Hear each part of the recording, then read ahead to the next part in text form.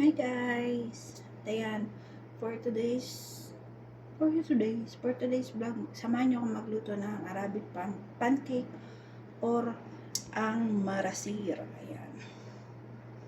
Ano lang to siya guys? Harina, flour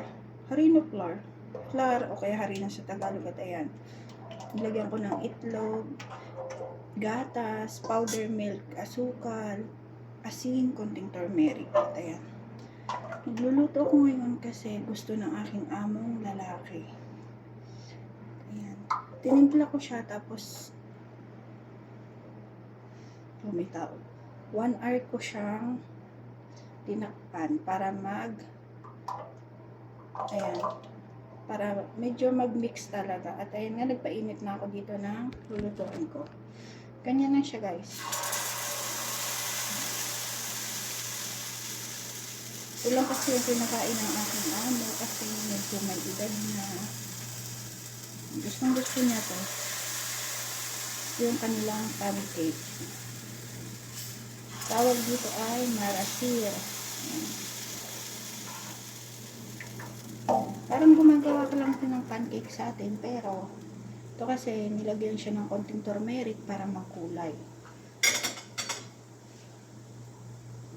Ganyan lang siya guys. Meron silang lutuan. Tapos antayin mo lang siya mag-dry. Parang pancake din talaga sa atin. Pero medyo iba lasa.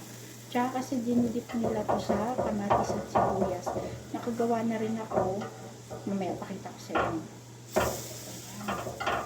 Oo na, ayaw ko kasi parang iba yung lasa. Pero natawagan na ako dito sa kanila sa Saudi. Nagustuhan ko na rin siya. Kasi healthy. Ganyan lang siya guys. Tapos, ayan nga. Ayan. Kamatis, sibuyas, tapos ginisa ko lang, tapos nilagyan ko ng tomato base. Tinimpla-timplahan ko lang siya, yung gusto ng aking amo. So, okay na. Itidip lang nila ko doon. Simpleng-simple lang din yung mga pagkain nila. Kasi yung amo ko medyo may edad na. Baliktad lang.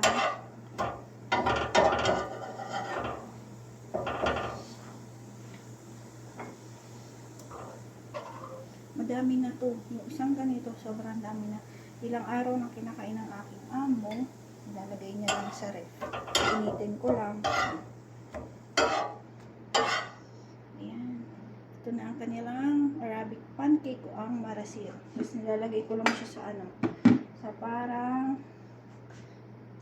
Tupperware nila na pwede yung hot yung mga bagong lutong pagkain para hindi agad lumamig.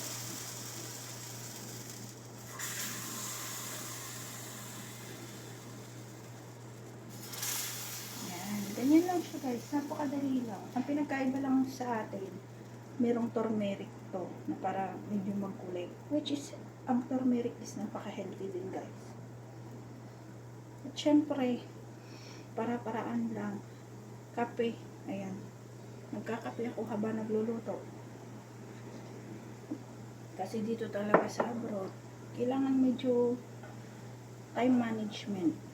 Pag alam mo nagluluto ka, samahan mo kumain, magkape para hindi ka magutom. Ayan.